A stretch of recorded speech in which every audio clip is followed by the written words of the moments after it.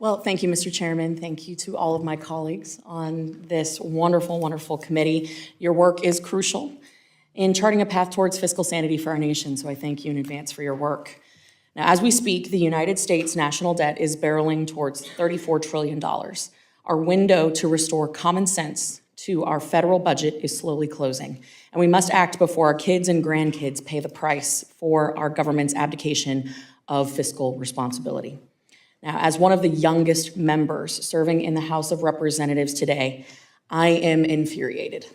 I am disappointed. I am very frustrated. The fiscal sins that have been committed in the halls today and continue on are going to be paid by me, by my peers, by my generation. It is millennials and Gen Zs that will pay the steep price for the lack of courage displayed by members of this chamber. Continuing resolutions are nothing more than lazy rubber stamps of previous year's spending and priorities that do nothing to course correct the devastating path that we are on. Of course, no discussion about our nation's fiscal health is serious unless we address the drivers of our debt, namely mandatory spending, which, as you and everyone in this room knows, is on autopilot. Without reforms immediately, we will never be able to honor the commitments made by this government to our seniors and those most vulnerable. It is a conversation that is a much longer one, but a critical one. That being said, I'd like to highlight a handful of proposals that we could implement immediately that would help restore our nation's fiscal health. 1, creating and implementing a structured national debt repayment plan. 2, realigning our budgeting process to start from zero, or as we all know it, zero-based budgeting. 3, including CBO scores on regulatory costs before they are implemented, not when they come off the books. And 4, passing a balanced budget amendment. So first, a structured debt repayment plan would be a crucial step in tackling the national debt in a meaningful and intentional way. We can no longer leave this issue to chance and just hope it goes away. Eliminating the deficit and balancing the budget would be obviously the first step, but executing the concept of a long-term structured debt repayment plan is largely ignored and could be the trick to getting us back on track.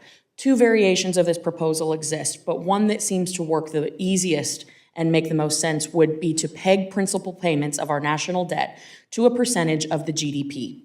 This would allow for payments to ebb and flow amongst the cyclical nature of our economy and our revenues. My belief is that these payments would not be suggestions, but should be made mandatory, as we can no longer treat the fiscal health of our nation as a discretionary issue. Only under circumstances such as economic crisis or a declaration of war could these payments be waived. These waivers would be congressionally authorized and only by a supermajority of the People's House. Furthermore, realigning the budgeting process from our current status quo of year-to-year budgeting to a zero-based budgeting process is a no-brainer. Every year, we approach this appropriation process assuming that the previous year's funding levels are adequate and substantiated. We know that to be false. Including CBO scores on regulations is also a common sense step. Regulations have a $2 trillion annual impact on our economy in enforcement and compliance costs alone. We have no actual figures that demonstrate what the government pays in these enforcement costs on regulations. In fact, when I spoke with the CBO director, he said that they only score regulations when they come off the books as a cost savings, but no mechanism has been in place when they go on the books. And lastly, as I mentioned before, we should pass a balanced budget amendment.